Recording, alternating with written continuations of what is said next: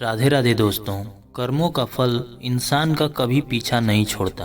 वो कहावत तो आपने सुनी ही होगी, जैसी करनी वैसी भरनी। आज हम इसी पर बेस्ड एक स्टोरी लेके आए हैं और हमें पूरा विश्वास है कि ये स्टोरी आपको ज़रूर पसंद आएगी।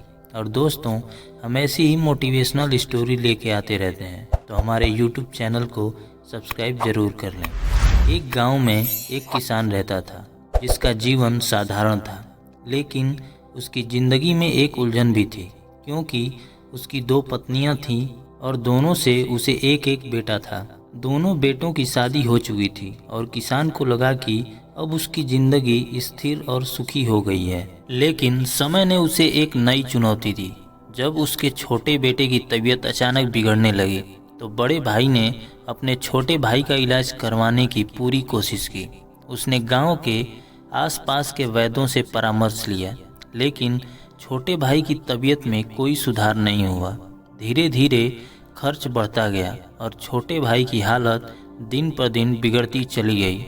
बड़े भाई के मन में चिंता ने धीरे धीरे एक कड़वाहट का रूप ले लिया। वह अपने छोटे भाई को लेकर बहुत परेशान रहने लगा।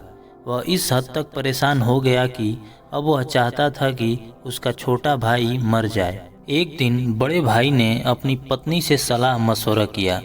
उसने कहा, यदि छोटा भाई मर जाए तो हमें उसके इलाज के लिए और पैसा खर्च नहीं करना पड़ेगा।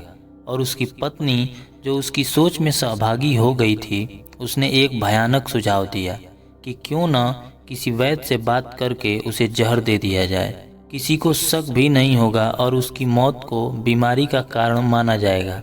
बड़े भाई ने अपनी पत्नी की बात मान ली और एक वैद्य से संपर्क किया। उसने वैद्य से कहा, जो भी तुम्हारी फीस होगी मैं देने को तैयार हूँ, बस मेरे छोटे भाई को ऐसा जहर दे दो जिससे उसकी मृत्यु हो जाए। लालच और निर्दयता से भरे वैद्य ने इस अपराध भरे प्रस्ताव को स्वीकार कर लिया और छोटे भाई को जहर दे दिया। कुछ ही दिनों में छोटे भाई की मृत्यु हो गई। बड़े भाई और उसकी पत्नी ने अंदर ही अंदर खुशी मनाई, यह सोचते हुए कि अब रास्ते का कांटा निकल गया है और सारी संपत्ति उनकी हो जाएगी। अब छोटे भाई का अंतिम संस्कार कर दिया गया और धीरे धीरे समय बीतता चला गया।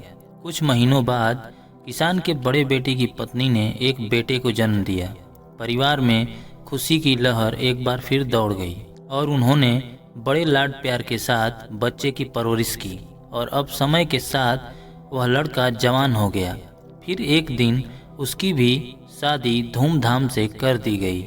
लेकिन खुशी के ये दिन भी अधिक समय तक टिक नहीं सके और शादी के कुछ समय बाद उसके बेटे की तबीयत अचानक बिगड़ने लगी। उसके माता पिता ने उसके इलाज के लिए हर संभव कोशिश की। कई वैद्यों से परामर्श लिया गया और जो भी पैसा मांगा गया वो देने को तैयार थे। और अपने बेटे की जान बचाने के लिए उन्होंने अपनी आधी संपत्ति तक बेच दी। लेकिन उसका स्वास्थ्य लगातार बिगड़ता चला गया। अब वह मौत के दरवाजे पर खड़ा था और शरीर इतना कमज़ोर हो चुका था कि उसकी हालत देखकर दिल दहल उठता था। एक दिन वह लड़का अपने चारपाई पर लेटा हुआ था और उसके पिता उसे दुख भरी नज़रों से देख रहे थे। तभी लड़के ने अचानक अपने पिता से कहा, भैया, अपना हिसाब पूरा हो गया, अब बस कफन और लकड़ी का इंतजाम बाकी है, उसकी तैयारी कर लो। अब पिता ने सोचा कि उसका बेटा बीमारी के कारण बड़बड़ा रहा है।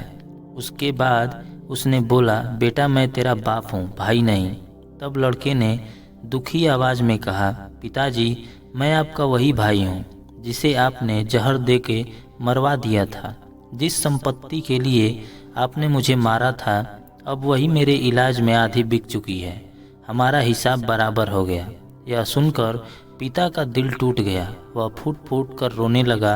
वह बोला, मेरा तो कुल का नाश हो गया। जो मैंने किया वह सब मेरे सामने आ गया है। पर तेरी पत्नी का क्या दोष है जो इस बेचारी को जिंदा जलाया जाएगा। उस समय सती प्रथा चल रही थी, जिसमें पति की मृत्यु के बाद पत्नी को पति की चिता के साथ जला दिया जाता था। लड़के ने दुखी भरी नज़रों से अपने पिता को देखा और कहा, पिताजी, वह वैद्य कहाँ है जिसने मुझे जहर खिलाया था। तब पिता ने उत्तर दिया, तुम्हारी मृत्यु के 3 साल बाद वह अभी मर गया था। तब लड़के ने कड़वाहट से हंसते हुए कहा, वह दुष्ट वैद्य आज मेरी पत्नी के रूप में है, मेरे मरने पर उसे भी जिंदा जलाया जाएगा। इतना कहकर वह वहीं दम तोड़ दिया। दोस्तों, कहते हैं कि परमेश्वर का न्याय अटल होता है। इस कहानी में उस न्याय की झलक मिलती है। जीवन में किए गए कर्मों का हिसाब किताब कहीं ना कहीं सामने आ ही जाता है। तो इस कहानी से हमें यह सीख मिलती है कि जो बोओगे वही काटोगे। जीवन में सच्चाई और ईमानदारी से जीना ही सबसे बड़ा धर्म है। तो दोस्तों, हमें पूरा उम्मीद है कि इस मोटिवेशनल स्टोरी से आपको शिक्षा और प्रेरणा मिली होगी। और अगर आप चाहते हो कि ऐसी ही मोटिवेशनल स्टोरी आपको मिलती रहे तो आप बिल्कुल सही जगह हो। बस आप हमारे YouTube चैनल को सब्सक्राइब कर लें और कमेंट में अपनी राय ज़रूर दें। अपना अमूल्य समय देने के लिए तहे दिल से शुक्रिया। राधे राधे।